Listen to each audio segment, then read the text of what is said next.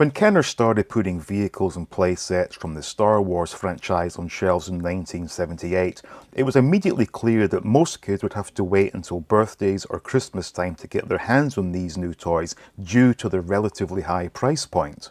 At the time, individual figures were selling for between $2 and $2.50, which meant children could purchase these with their pocket money. However, vehicles such as the Millennium Falcon, which carried a retail price of $29.99, were simply out of reach for most children. It was at this point that Kenner came up with the ingenious idea of creating their own Star Wars vehicles and selling them for a price that was equivalent to two action figures. I am of course referring to the mini rigs and accessories that first hit the shelves in 1981.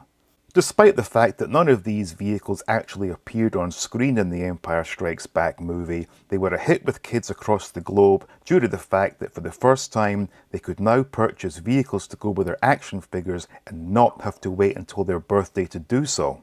In my opinion, this line of Star Wars toys represents Kenner's finest work. So without further ado, let's take a look at these little bundles of joy. It all kicked off in 1981 with the release of three vehicles, the MLC-3, the MTV-7 and the PDT-8. Starting with the MLC-3, which is a compact one-man tank. It features an opening canopy which allows you to put one figure in the cockpit, two laser cannons, and while the vehicle has simulated tank treads, it's propelled forward courtesy of four plastic wheels. Now Kenner decided that this vehicle belonged to the Rebels, so typically it's a Rebel soldier or Rebel commander that gets paired with this vehicle. Next came the MTV-7, which always reminded me of a steamroller. Now the main feature of this vehicle was the spring-loaded drum wheels, which served no real-world purpose, but were a lot of fun to play with. The only other feature was a laser cannon which could rotate from side to side. Kenner assigned this vehicle to the Empire and suggested the Hoth Stormtrooper should pilot it, but I prefer to use an AT-AT driver at the helm. The final release of 1981 was the PDT-8, which just happens to be the first Star Wars vehicle I ever had as a child. It comes with two movable laser cannons, side thrusters that can be positioned for takeoff and landing, and opening doors. The box art suggests that this belongs to the Rebellion, but rather than transporting droids, I like to use it for the Rebel soldiers.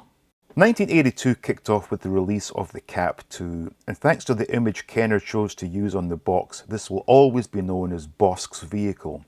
This one has a domed canopy that can be opened to allow Bossk to fit inside, two movable hook arms, a small blaster that is on a ball joint, two gripping claws on the rear for Bossk to secure his bounty, and finally, the most fun feature of this vehicle, two suction cup legs that allowed kids to place this on any smooth surface. Whilst this is one of the oddest looking Star Wars vehicles, it's undoubtedly one of the most fun to play with. Next up, we were given the INT-4. This one-man vehicle features an opening hatch which allowed you to place an AT-AT driver at the controls. Up front we have a laser cannon mounted on a ball joint, and at the rear a lever to operate the wings. This is a rather menacing looking vehicle, and with the red window on the front it does look a bit like a demented robot. To round out this line we were given three accessories, and note that I did say accessories and not mini rigs. First up is something that appeared in the Empire Strikes Back movie, and that is the radar laser cannon. This may not have been as exciting as the mini rigs, but it did come with a unique action feature. The radar section can rotate and recline, but the real fun starts when pressing the button on the rear, causing the cannon to fall apart as if being struck by Imperial fire. The tripod laser cannon, while looking really nice, doesn't have a lot of play value and was more suited to display purposes only. The cannon can rotate and move up and down, but aside from that, there's not much to say except it does look pretty cool. Finally, we have the bizarrely named Vehicle Maintenance Energizer toy. This toy features a top that can rotate, two hoses with suction cups, and 8 unique handheld tools that the figures can actually hold.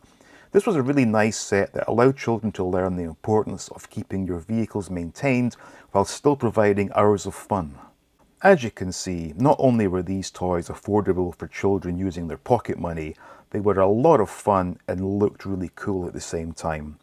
And while it can be argued that all Kenner Star Wars toys are great, I believe that the combination of a lower price point and some unique play features makes the Empire Strikes Back mini rigs and accessories Kenner's finest work.